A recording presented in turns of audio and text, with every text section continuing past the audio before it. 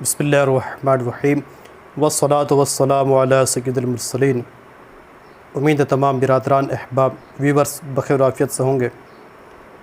دوستو، آج انشاءاللہ ہمیں ان نیک کاموں کا ذکر سنیں گے کہ جن اعمال حسنہ کو، جن نیکیوں کو کرنے پر رب کے فرشتے ہمارے لیے مغفرت کی دعا کرتے ہیں۔ جی ہاں، اللہ کے فرشتے بندوں کے لیے دعا کرتے ہیں۔ یہ قرآن پاک سے ثابت ہے کہ رب کریم ارشاد فرماتا ہے الذین یحملون العرش ومن حولہ یسبحون بحمد ربہم ویؤمنون ویستغفرون للذین آمنوا، یعنی وہ جو عرش اٹھاتے ہیں اور جو اس کے گرد ہیں اپنے رب کی تعریف کے ساتھ اس کی پاکی بولتے ہیں اور اس پر ایمان لاتے اور مسلمانوں کی مغفرت مانگتے ہیں۔ یعنی عرش اٹھانے والے فرشتے اور جو بھی اس کے گرد و نواح میں اللہ کے فرشتے ہیں، وہ سارے فرشتے مومن بندوں کے لیے، مسلمان بندوں کے لیے اپنے رب کے حضور استغفار کیا کرتے ہیں۔ تو وہ نیک اعمال کون سے ہیں جن کے متعلق نبی پاک علیہ السلام نے ارشاد فرمایا کہ ان اعمال کو کرنے پر اللہ کے فرشتے استغفار کرتے ہیں؟ ان میں سے 10 انشاءاللہ آپ کے سامنے پیش کرنے کی کوشش کروں گا۔ سب سے پہلے المعجم الاوسط کی روایت ہے کہ حضرت سیدنا ابو ہریرہ رضی اللہ تعالیٰ عنہ سے مروی ہے کہ تاجدار کائنات رسول مختار صلی اللہ تعالیٰ علیہ وسلم نے ارشاد فرمایا کہ جب بندہ کاپی میں کاغذ پر ہی مجھ پر درود پاک لکھتا ہے تو جب تک کہ وہ درود پاک لکھا رہتا ہے اللہ کے فرشتے اس لکھنے والے کے لیے مغفرت کی دعا کرتے ہیں۔ سبحان اللہ! یہ کتنی پیاری عادت ہے کہ بندہ اپنے قلم سے اپنے کاغذ پر اپنے سونے آقا میٹھے مصطفیٰ علیہ السلام کا نام لکھے اور ساتھ میں درود پاک بھی سجائے۔ تو یہ عادت بنائیں کہ کثرت سے درود پاک لکھتے رہیں، جب تک لکھا رہے گا اللہ کے فرشتے ہمارے لیے مغفرت کی دعا کرتے رہیں گے۔ اب دوسری حدیث سنن ابن داؤد کی ہے کہ حضرت سیدنا عامر بن ربیعہ رضی اللہ تعالیٰ عنہ سے مروی ہے کہ تاجدار کائنات علیہ السلام ارشاد فرماتے ہیں کہ جب بندہ مجھ پر درود پاک پڑھتا ہے تو فرشتے اس کے لیے مغفرت کی دعا کرتے ہیں۔ سبحان اللہ! لکھنے پر بھی دعا ہوتی ہے اور پڑھنے پر بھی دعا ہوتی ہے۔ پھر سرکار فرماتے ہیں کہ اب بندے کی مرضی ہے کہ کم پڑھے یا زیادہ پڑھے۔ وہی بات ہے کہ جتنا درود پاک پڑھیں گے اتنی ہمارے اندر مٹھاس پیدا ہوگی اور اتنی اللہ تعالیٰ ہمیں اپنے رحمتوں اور برکتوں سے نوازے گا اور اتنے خدا کے فرشتے جو ہے مغفرت کی دعا کریں گے۔ تو یہ عادت ڈالیے، اٹھتے بیٹھتے چلتے پھرتے ہر وقت اپنے سونے آقا علیہ السلام کی بارگاہ میں درود پاک ہی پڑھتے رہیں۔ آئیے تیسری حدیث سماعت کرتے ہیں۔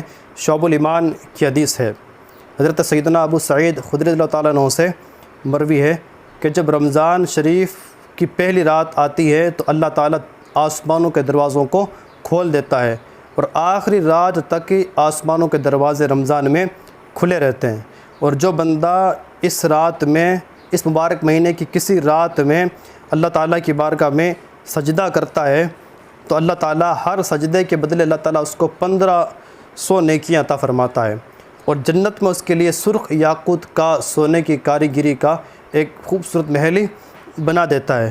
اور جب بندہ رمضان شریف کا پہلا روزہ رکھتا ہے تو پچھلے سال کے پہلے روزے تک کے تمام گناہ اللہ تعالیٰ معاف فرما دیتا ہے۔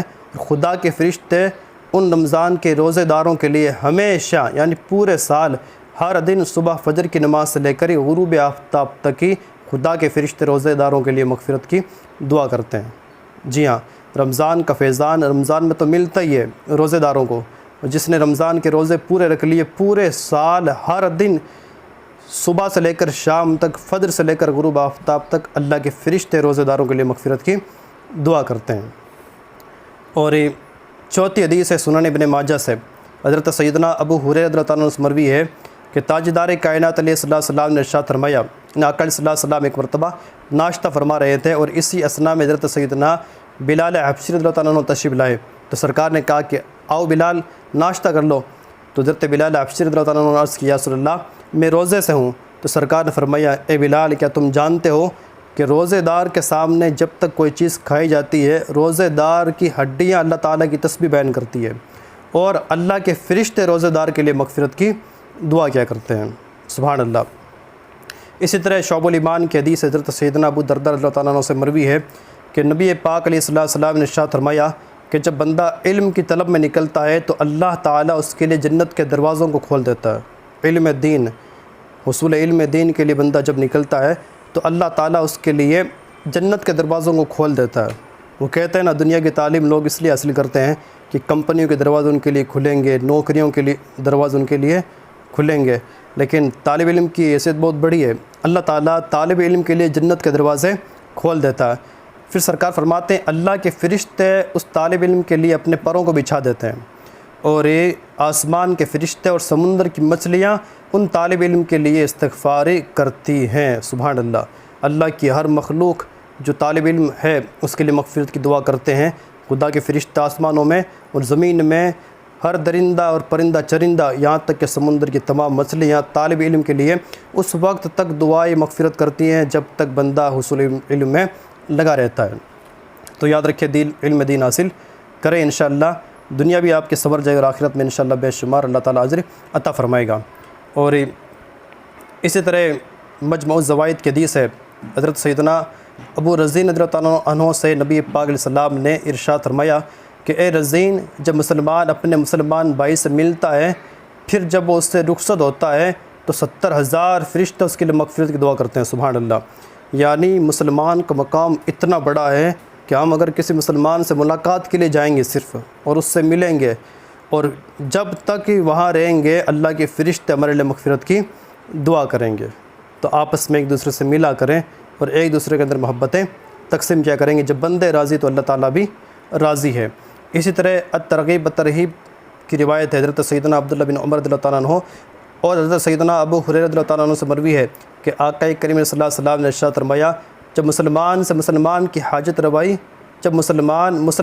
حاجت روائی کرتا ہے یہاں تک کہ اس کی حاجت پوری ہو جاتی ہے، تو اللہ تعالیٰ کی 75,000 فرشتے، اللہ تعالیٰ اس بندے کو 75,000 فرشتوں کے ذریعے اس پر سایہ فرماتا ہے، اور وہ اس کے لیے استغفار اور دعا کرتے ہیں۔ جی ہاں، ہم نے اگر کسی مسلمان بھائی کی حاجت پوری کی، یہاں تک کہ اس کی حاجت مکمل ہو گئی، اس کی ہیلپ کرتے رہے یہاں تک کہ اس کی حاجت پوری ہو گئی، تو اللہ تعالیٰ ہمیں 70,000 فرشتوں کے ذریعے اپنے رحمت کے سائے سے ڈھانپ لے گا، اور پھر وہ تمام فرشتے حاجت روائی کرنے والے کے لیے مغفرت کی دعا کرتے رہتے ہیں۔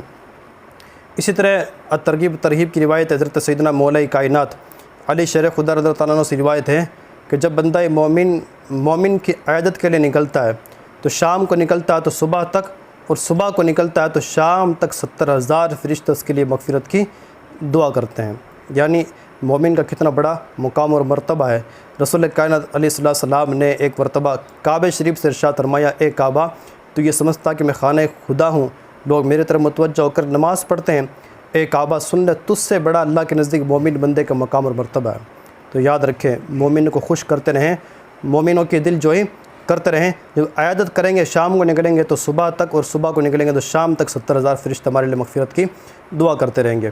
اسی طرح رسول اللہ کائنات علیہ السلام نے ارشاد فرمایا کہ جو بیوی اپنے شوہر کی اطاعت کرتی ہے، اپنے شوہر کو خوش رکھتی ہے، جب تک اس کا شوہر اس سے خوش رہتا ہے اللہ تعالیٰ کے فرشتے اس کے لیے مغفرت کی دعا کرتے رہتے ہیں۔ اور اس کے برعکس جو عورتیں، جو خواتین اپنے شوہروں کی اطاعت نہیں کرتے ہیں، حضور فرماتے ہیں کائنات کی ہر چیز اس پر لعنت بھیجتی ہے۔ اسی طرح ایک حدیث پاک میں ہے کہ جو عورت انتقال کر گئی اور دنیا میں اس کا شوہر راضی تھا تو اللہ تعالیٰ اس کو جنت میں داخل فرمائے گا، اور جو عورت انتقال کر گئی اور دنیا میں اس کا شوہر اس سے ناراض تھا تو اللہ تعالیٰ اس کو دوزخ میں داخل فرما دے گا۔ تو اسلامی ماں بہنیں ہمیشہ خیال رکھ کے اپنے شوہروں کی اطاعت کیا کریں گے۔ اور اسی طرح عمدۃ القاری میں حضرت سیدنا علامہ شاہ محدث علامہ شاہ شریف اللہ قمجدی فرماتے ہیں کہ حدیث پاک نقل فرماتے ہیں کہ جو بندہ مسجد میں قندیل روشن کرتا ہے، یعنی چراغ یا ٹیوب لائٹ یا بلب لگاتا ہے، جب تک وہ مسجد میں لگا رہتا 70,000 فرشتے اس بلب لگوانے والے کے لیے مغفرت کی دعا کرتے ہیں۔ اور اسی طرح جو مسجد میں دریاں بچھاتے ہیں، چٹیاں بچھاتے ہیں، جب تک وہ محفوظ ہے، وہ کام میں آتی ہے، وہ جب تک باقی رہیں گی اللہ کے 70,000 فرشتے ان چٹائی بچھانے والوں کے لیے مغفرت کی دعا کرتے رہیں گے۔ تو کوشش کریں زندگی میں اعمال حسنہ کو اپنائیں۔ اللہ تعالیٰ ہمیں نیکیاں کرنے اور گناہوں سے بچنے کی توفیق عطا فرمائے۔ السلام علیکم ورحمۃ اللہ وبرکاتہ۔ مغفرہ۔